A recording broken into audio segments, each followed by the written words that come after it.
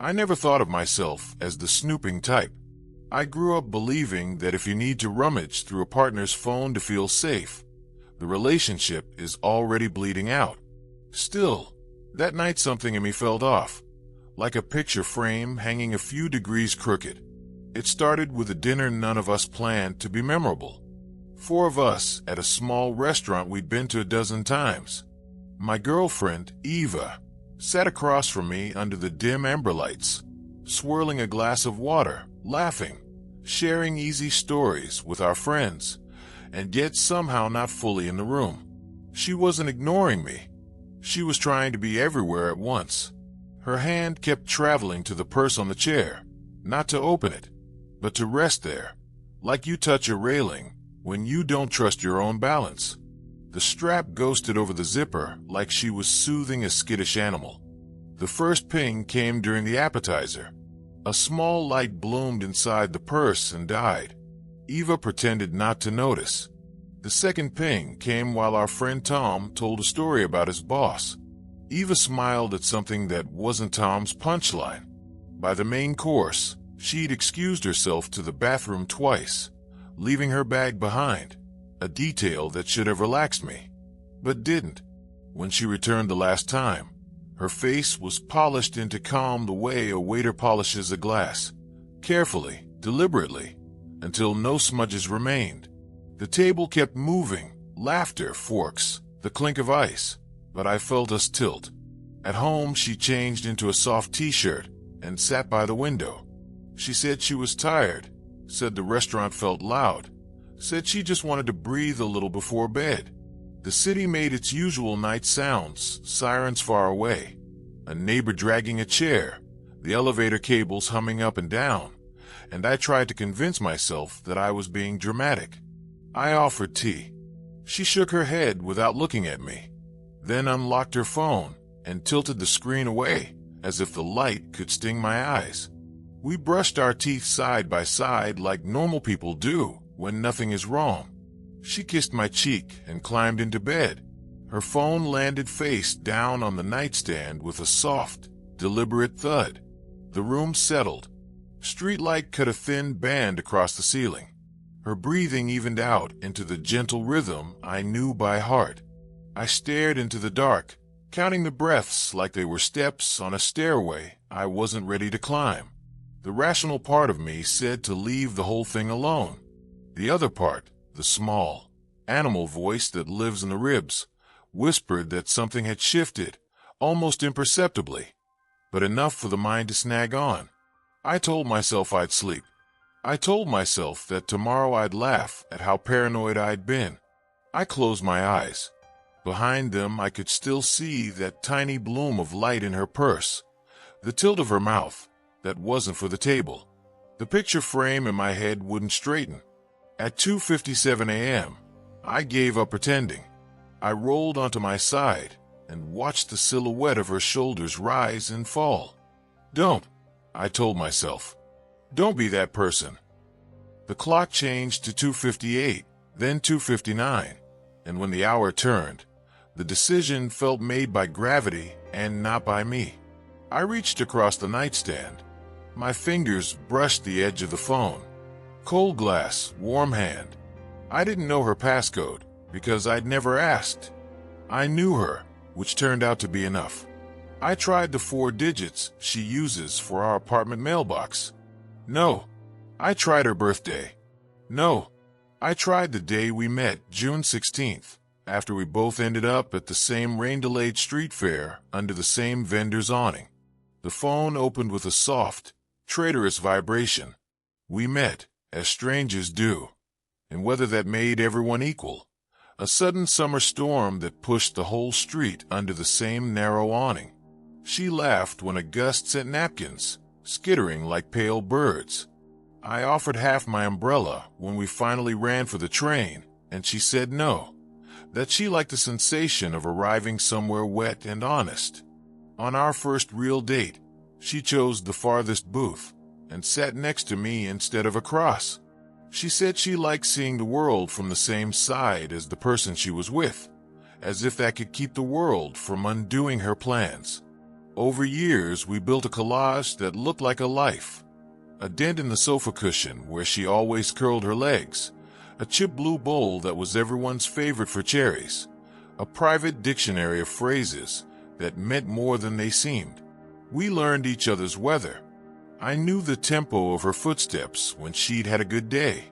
She knew the particular way I would arrange my keys on the counter when work had chewed me up. Nothing in that museum of ordinary miracles prepared me for a text thread that didn't include me. Before I opened the messages, I tried to bargain with the universe in the religious way of the non-religious. If you let this be nothing, I told the dark, I will become a kinder person. I will call my father back. I will not procrastinate on dentist appointments. The universe, famously unmoved by bargains, stared back with its patient, many-eyed silence. I tapped the thread. A long scroll breathed alive. Messages layered in bubbles, selfies of coffee cups, pictures of a sunset scene from a bus window, a photo of a dog I didn't recognize wearing a Halloween costume. Most of it was harmless in the way rain is harmless until it finds a leak.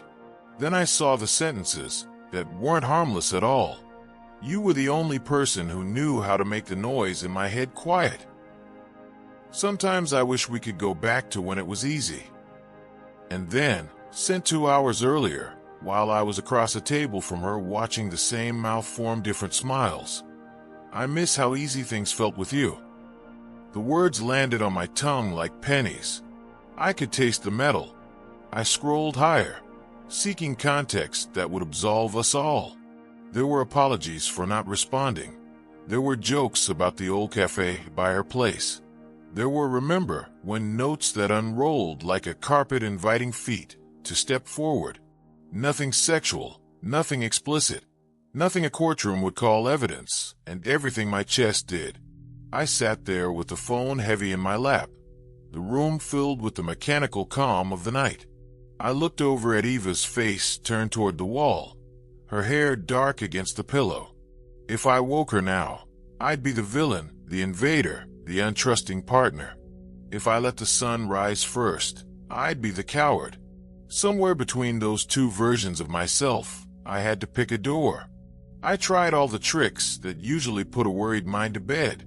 I named 5 things I could see in the dark: the outline of the chair by the wall, the stripe of light, the shadow of our plant, the gleam on the closet handle, the softened square of the framed photo from the beach.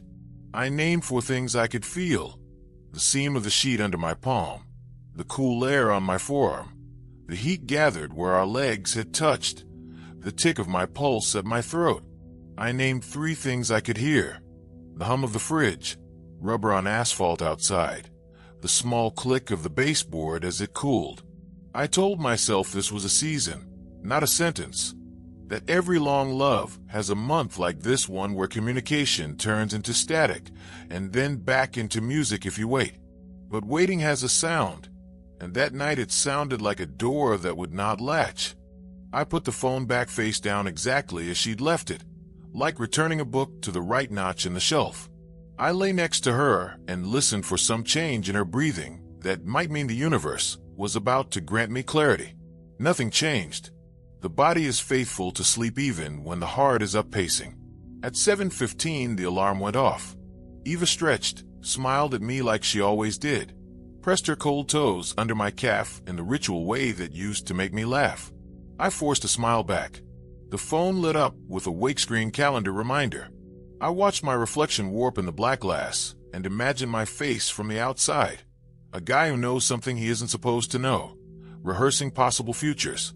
At breakfast, I poured coffee and laid a plate with toast and jam the way I do when I want the morning to feel gentle. She thanked me, distracted, scrolling. I was careful not to look at the phone too long, the way you avoid staring at a wound. "You okay?" I asked casually, like throwing a paper airplane toward a storm and hoping it floats. "Yeah," she said. "Just a lot at work." The lie was small enough to fit through the door and still large enough to block the hallway. I drove to work and found myself circling the block twice before parking. My body kept moving because it always had. My brain kept returning to the messages because it couldn't do anything else. I remembered the first time Eva told me about Mark. We had been on our third date, both a little wine-soft, sitting on a bench by the river. She said their love had been intense, then impossible, then kind, then distant. She said they broke up because they wanted different lives. She said they wished each other well, which I now understood as a neutral phrase that can hide almost any terrain. At lunch, Tom asked why I was quiet. I lied and said I was tired. He said I should take a day off, go somewhere green, stop letting email make me into a rectangle. I laughed the way people laugh when the joke is accurate and therefore irritating. The afternoon poured through me like lukewarm water.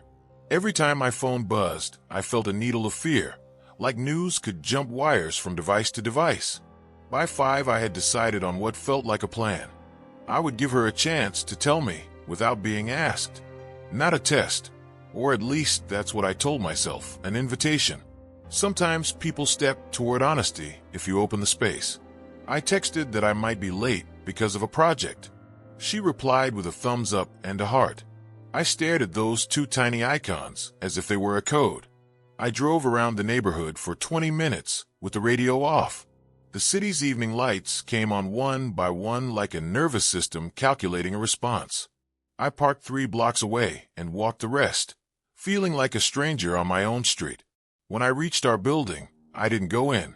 I crossed to the opposite sidewalk and looked up through our living room window. The curtains were half drawn. Eva sat on the couch with her legs tucked under her, a blanket around her shoulders, even though it wasn't cold.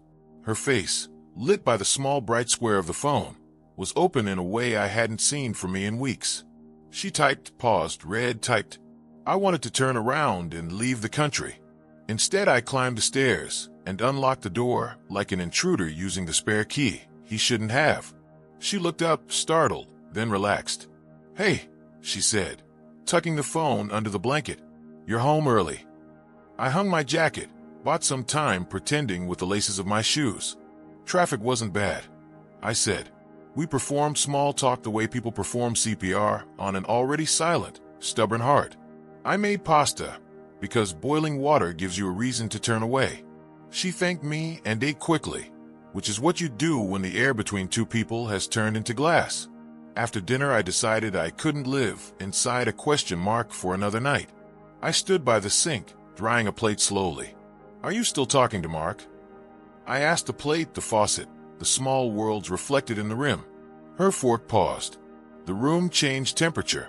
She set the fork down and folded her hands, then unfolded them. "Why would you ask me that?" There's a version of the story where I lie and say I heard from someone. There's a version where I pretend I guessed. Instead, I walked to the nightstand in the bedroom and put my hand on the phone like it was a pulsing animal that might bolt. "Because I saw your messages," I said. My voice sounded like someone else's, someone who had practiced sounding calm. She stared at me, and I saw the doors in her head swing open and closed as she chose. "I shouldn't have," I added, because I had to tell the truth all the way if I wanted the truth back. I know I shouldn't have looked, but I did. Eva's face did something complicated. It wasn't fear or guilt. It was grief, like a person realizing they've broken something that can't be reassembled without seams. "We've just been talking," she said. "Catching up. It's not what you think." "What do I think?" I asked. "That I'm planning something. That I'm replacing you." I almost laughed because the word replacing sounded like we were talking about a frayed couch cushion. "You told him you missed how simple things felt with him," I said. The sentence rang like a thrown coin in a metal basin. "That's not catching up." She closed her eyes. "It was a feeling. I had a feeling and I said it. I shouldn't have." I nodded, because yes, she shouldn't have, and also because nodding was the only movement I trusted myself to make. "Do you want to be with him?" I asked. The question sat between us like a third chair at a table for 2. She shook her head, fast at first and then slower, like her body was disagreeing with itself. "No, I don't want to go back to him. I just don't always know how to be here. With you. With the life we've made. Sometimes it feels like a set I'm walking onto, and I haven't memorized my lines." She rinsed her plate and set it precisely on the drying rack. A small choreography I had watched 1,000 times and suddenly could not bear. "I thought we didn't do this," she said finally. "I thought we weren't phone people." "We aren't," I said. "We are us. And us is why I asked." She moved to the couch and tucked one leg under her. "I didn't reach out to him," she said. "He messaged me after he saw a photo from your sister's birthday. He said the cake looked like the kind I used to try to make and fail at." I laughed. I replied, "It felt harmless." "Does it feel harmless now?" "No," she said. "The word was a seed that hit the floor and sprouted roots. Now it feels like I dug a tunnel out of a house I told you I wanted to live in." I sat across from her because I didn't trust my body not to move the way bodies move when they think a touch can repair what a sentence spoiled. "What do you want?" I asked. "I want the right things," she said. "I don't know if that counts." She asked me what I wanted her to do. I said I didn't want to be the hall monitor of her heart. I said I wanted to believe her when she told me a thing was over. She said, very quietly, that sometimes over doesn't end on the calendar. It trails like fog, and you notice sun only when you're halfway through the day and no longer wet. I said I could live with fog. I could not live with a secret map. She reached for my hand, and I let her hold it. Her palm was warm, familiar. It would have been easier if it had felt like a... There are many versions of cruelty. The kind Eva offered me then wasn't the sharp, obvious kind. It was the soft kind. Uncertainty, apology, nostalgia served warm. "I'm sorry," she said. "I'm sorry you saw. I'm sorry I said that to him. I'm sorry I didn't say it to you." It was a barrage of sorry that didn't rearrange any atoms. We talked until the room lost its edges. She told me she'd been anxious for months and had felt herself shrinking into a list of tasks: commute, emails, groceries, laundry, Netflix, sleep. She said Mark reminded her of a version of herself that felt noisier and brighter, someone who made decisions without cross-referencing them against 5 calendars. "It isn't about him," she said. "It's about the ghost of me I keep hoping to meet again." I asked why she hadn't said any of that to me. She said she didn't want to worry me, that I already work too hard, that I have that crease between my eyebrows when I stress. I touched my forehead and found the crease existed exactly where she said. There was tenderness in the room, but it floated separate from trust like oil on water. We tried rules. We tried honesty agreements. She blocked Mark and unblocked him, then blocked him again. I proposed therapy, and she said yes. And we sat in a neutral room where a third person watched us try to translate ourselves back into a language the other could understand. I found myself saying sentences that sounded right and felt wrong. "I believe we can move forward.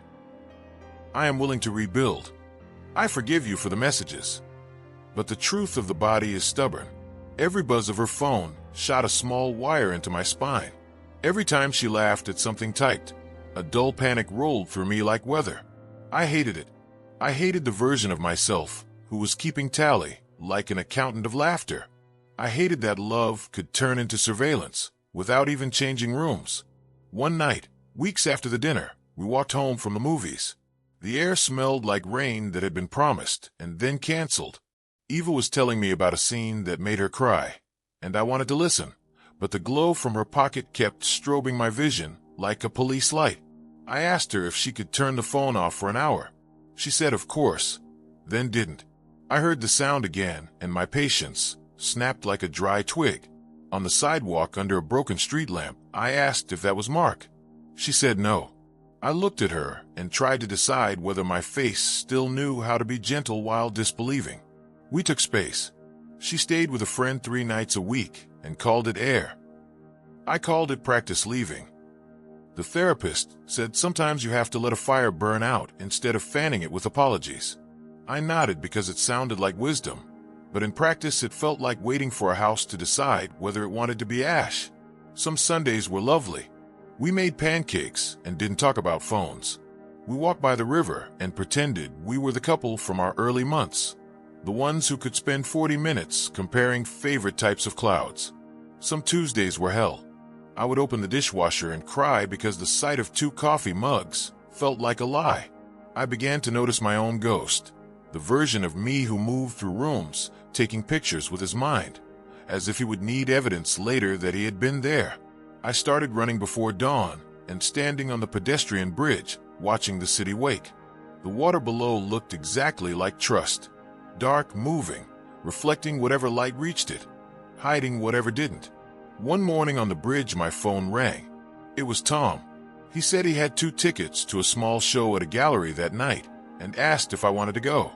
I said yes, grateful for an evening where the only screens would hang on walls. At the gallery, a series of photographs captured people mid-gesture, hands lifted, mouths open, eyes looking somewhere just beyond the frame. The artist's statement said the project was about the fraction of a second when a person is between selves. I felt seen in a way that made me both braver and sadder. After the show, Tom asked how things were. I told him I was trying to be a person who chooses, not a person who waits to be chosen for. He nodded and said, "Choosing hurts less than waiting. Not in the moment, but in the long math." I wrote it in my notes app because I didn't trust my brain to keep it. That night I got home first. I made tea and put on a record because people in movies always put on records when they're about to change their lives. When Eva walked in, she looked surprised to see me sitting upright instead of moving around the apartment like a ghost rearranging chairs. "We can't keep doing this," I said. My voice was steadier than it felt. "I don't want to be your second audience, the one you perform normalcy for while you text the past." She set her bag down carefully, like it contained fragile things. "I haven't talked to him in a week," she said. "I'm glad," I said, and I was. "But I'm still talking to the version of you who needed to say that sentence at all." Eva walked to the window and watched the street. "I grew up thinking love meant never closing the door," she said. "Like you keep all your windows open so the house doesn't get stale." I didn't realize that also lets weather in. I wanted to tell her that we could build screens, that we could be the house that breathes without flooding. Instead, I said, "I don't know how to unknow what I know." The record popped softly between songs. We stood there in the kind of silence that isn't empty. It's packed tight with words that aren't ready to be born. She started describing dreams where she was late for trains that never arrived, where every platform number changed as she ran. I started describing dreams where I looked down and discovered I had been carrying a heavy suitcase the whole time without noticing. The therapist nodded as if the same dream wandered through many couples wearing different shoes. A Wednesday in late spring, we fought in the grocery store over tomatoes, firmness, price, whether we even needed them. The fight wasn't about tomatoes, and also absolutely about tomatoes, the symbol of how small choices can rot when left too long in a bowl of not saying. A woman by the avocados glanced over and then away, the universal etiquette of witnessing strangers break. When we got home, we apologized like people reading cue cards. We invented a bright afternoon out of nothing, opened windows, streamed sun, a playlist too upbeat for the room. By evening, I felt like I'd lived 4 days. I lay on the floor and stared at the ceiling and tried to imagine a future where the phone was just a phone again. The future would not sit still long enough to be seen. Another week, another attempt. We wrote each other letters we didn't show anyone, long paragraphs about what we loved and what scared us. Eva's handwriting tilted forward, like it wanted to arrive early. She wrote that she feared becoming ordinary in the bad way, where ordinary means numb. I wrote that my ordinary had always been a shelter, and I didn't understand how to be safe in a love that needed wind to feel alive. Late one night, I caught myself composing messages to Mark in my head, lines I would never send. "Tell me what it is you offer her that I don't. Tell me if you're brave enough to want the person she is now, or if you only want the person you remember." The imaginary conversation exhausted me. I closed my eyes and tried to picture a neutral meadow. My brain gave me a parking lot. In the weeks that followed, we tried to give the silence names: rest, reset, reprieve, so it would feel like a choice and not a collapse. I slept some nights on the couch and learned the geography of the living room in the dark. The cold striped the air conditioner leaves on the rug, the way the streetlight shivers against the picture frame at 3 a.m., the smell of dust that lives at the baseboards. In the morning, Eva handed me coffee like a peace offering, and I took it because peace, even temporary, is a good visitor to let in. We went to 2 more therapy sessions. The therapist asked us to describe what safety felt like in the body. Eva said safety felt like the moment after a storm passes, when you can hear the birds again. I said safety felt like a locked door you can open because the key is in your pocket. She asked if we could give each other one small act of safety per day.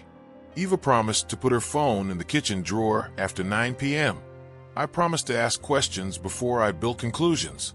We shook hands on our own vows, like we were negotiating with a gentle, stubborn landlord. For a while the drawer trick worked. We read in bed again. When the phone buzzed from the kitchen, we let it buzz. But dread returned the first time the drawer didn't close all the way, or when she kept the phone near for an early call. I caught myself inventing reasons to pass through the kitchen and glance at the counter. One Friday, I came home to find Eva on the floor with old photographs for her grandmother's album. Mark appeared in a few like a watermark. "You know this isn't helping," I said. "I know," she said. "He just lives where I used to." I realized I was angry at time itself. You can't win against a dimension that doesn't know you're playing. I could only choose where to stand. Choosing suddenly felt less like a cliff and more like a path that had been waiting for my feet. On a Sunday morning, I made a list of everything I wanted from love. To be looked for in a room. To be chosen in small, ordinary ways.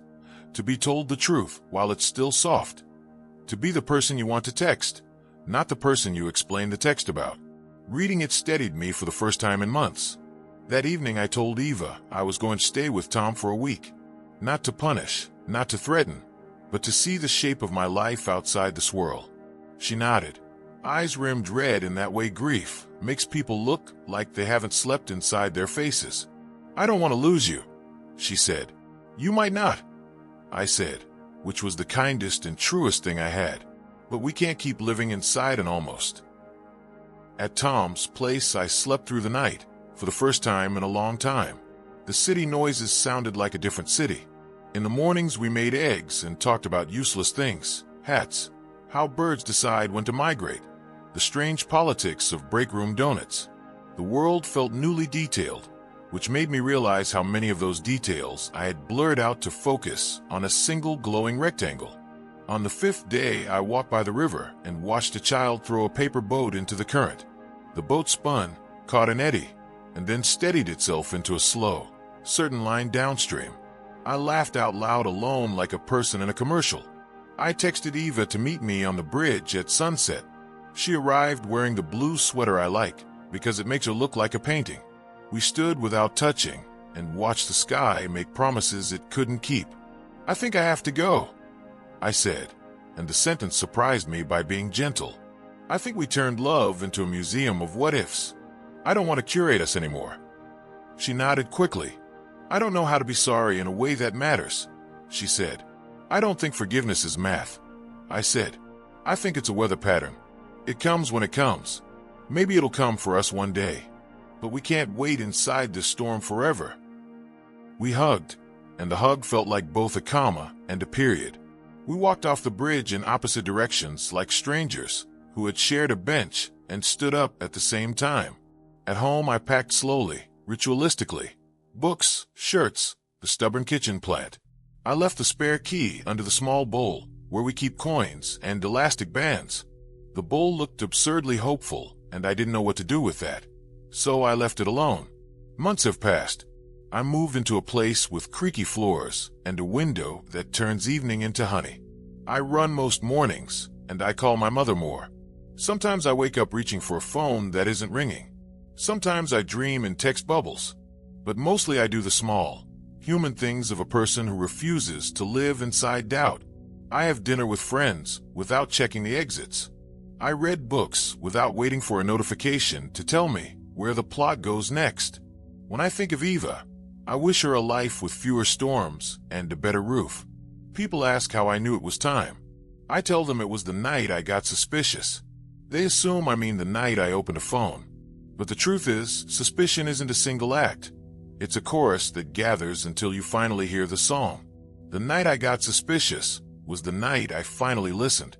And when I listened, I recognized my own voice, singing the only line I could not ignore or choose. If you enjoyed this story, don't forget to like the video and subscribe for more.